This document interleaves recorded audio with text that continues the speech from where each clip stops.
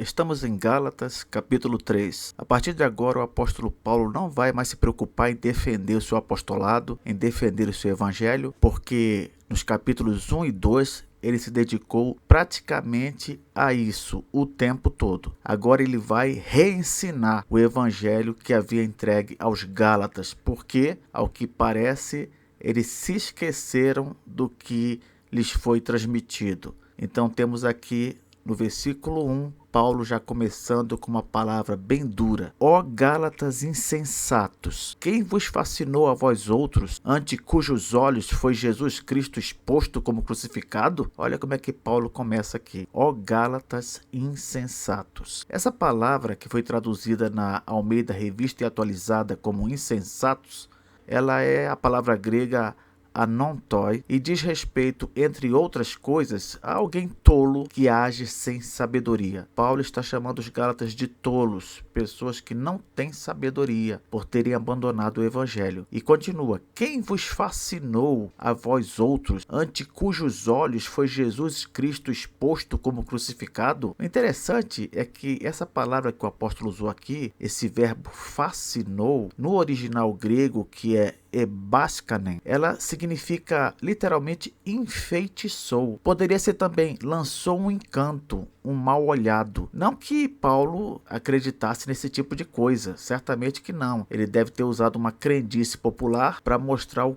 quanto ele estava perplexo e desorientado com respeito àquela atitude dos Gálatas. Mas o que eu quero chamar a atenção aqui é que ele fala: quem vos fascinou, quem vos encantou, quem vos enfeitiçou? Porque não parece haver uma explicação lógica, sensata para aquela atitude. Uma pessoa que descobre em Cristo uma salvação pela graça, uma salvação que não precisa do nosso esforço em obedecer uma lei que exige obediência perfeita. Como é que alguém pode jogar isso fora? Como é que alguém pode abrir mão da salvação oferecida em Cristo para tentar se justificar por esforço próprio? Que loucura é essa? Por isso é que o apóstolo Paulo usa essas expressões fortes aqui. Chama-os de tolos, diz que eles foram encantados, fascinados, enfeitiçados. E ele diz mais aqui no versículo 1: quem vos fascinou a vós outros, ante cujos olhos foi Jesus Cristo exposto como crucificado? Quando Paulo diz aqui essa expressão ante cujos olhos foi Jesus Cristo exposto, lá no original grego a gente percebe que Paulo está falando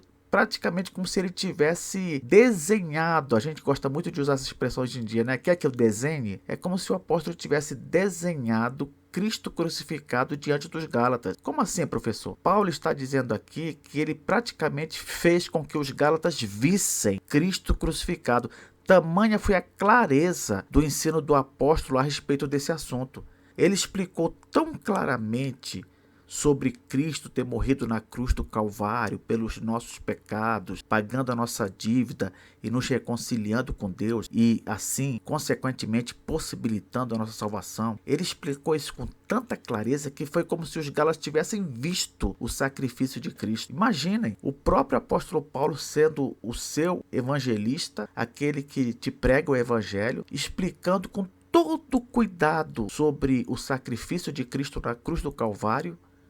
Não há desculpa para dizer que não entendeu a mensagem. Se você for um eleito de Deus, sem dúvida, mensagem mais clara que essa não poderia existir para você vir a Cristo e se reconciliar com Ele. Então tudo isso mostra uma grande indignação do apóstolo. No versículo 2 ele pergunta: quero apenas saber isto de vós. Recebestes o Espírito pelas obras da lei ou pela pregação da fé? Em outras palavras, recebestes o Espírito Santo para morar em vocês, observando a lei, tentando cumprir a lei, ou foi por ter acreditado na pregação evangelística que nós fizemos, não é? Na mensagem da fé em Jesus? Por qual meio vocês receberam o Espírito Santo na vida de vocês? É claro que isso aqui é uma pergunta retórica, ele sabe a resposta. A resposta é: recebestes o Espírito pela pregação da fé. Em João 14,17 diz assim: o Espírito da verdade que o mundo não pode receber, porque não o vê nem o conhece.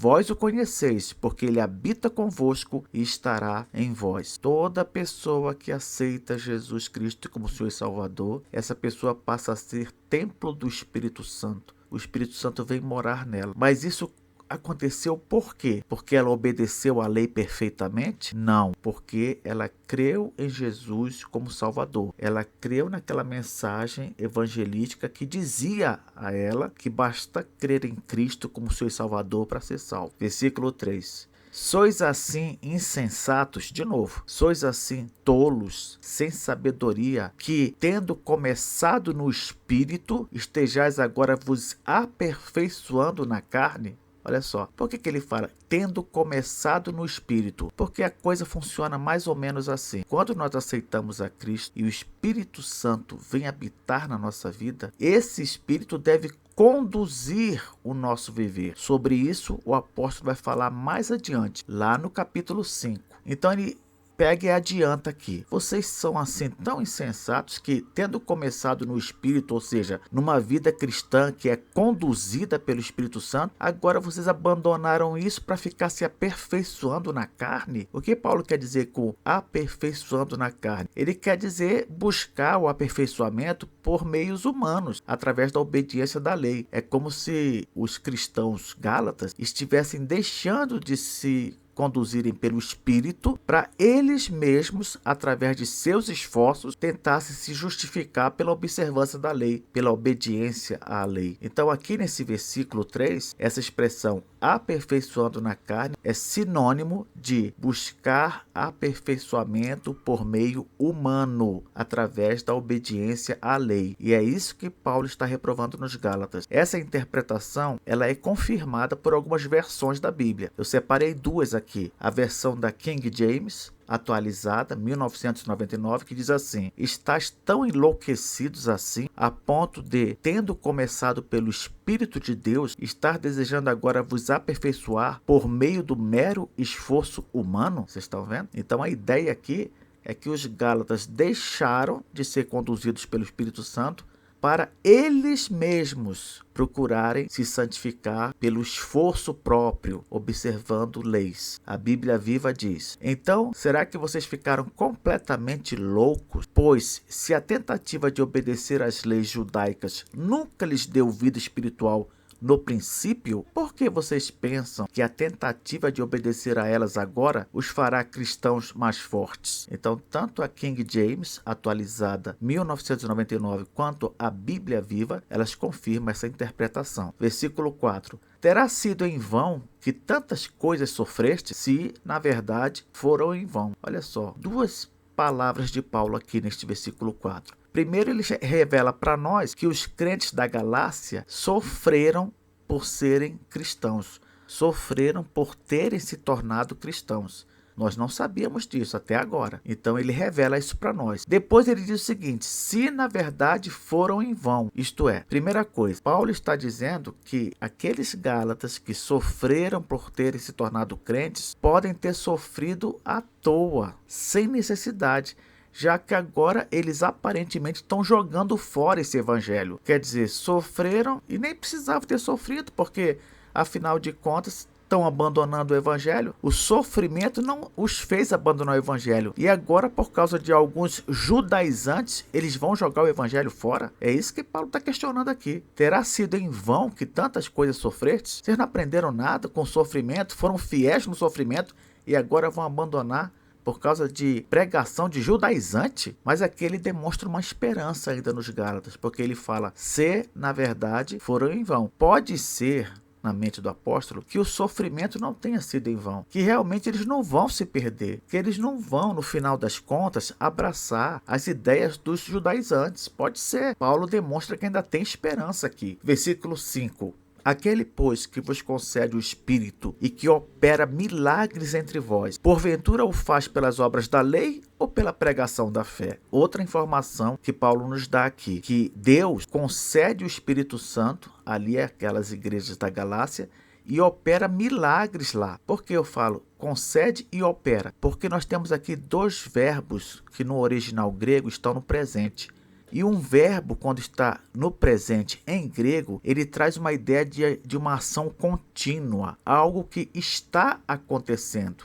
Então, é como se Paulo estivesse dizendo assim aqui: aquele, pois, que vos concede continuamente o Espírito e que opera continuamente milagres entre vós, porventura ele faz isso, né?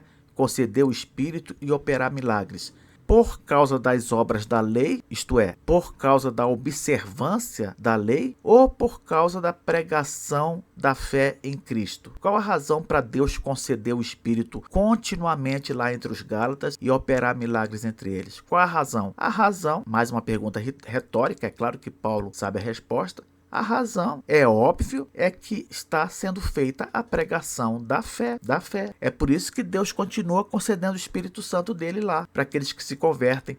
É por isso que Deus continua operando milagres lá. Por quê? Porque a pregação da fé em Cristo é essa pregação que Deus honra. Deus honra essa pregação. Por isso que Paulo coloca os Gálatas contra a parede aqui. Deus está concedendo o Espírito e está operando milagres entre vocês por causa de quê? Por causa de vocês estarem observando as obras da lei aí? Com certeza não. É porque vocês estão pregando a mensagem da necessidade de fé em Cristo para se obter salvação. É por isso que Deus está agindo no meio de vocês ainda. Então Paulo, o que ele fez aqui nesse trecho? Ele apelou para a experiência dos próprios Gálatas, a experiência de conversão deles, a experiência da ação de Deus no meio deles, para ver se consegue trazê-los de volta à razão. Então Paulo faz isso aqui nesse trecho dos versículos 1 a 5. É por isso que na Almeida Revista Atualizada, o título de orientação é este aqui: Paulo apela para a experiência dos Gálatas, versos 1 a 5. Na próxima aula nós vamos para o próximo trecho em que Paulo apela para a experiência de Abraão. Então, no primeiro trecho ele apelou para a experiência dos Gálatas e no próximo trecho ele vai apelar para a experiência vivida por Abraão, o pai da fé. Até lá!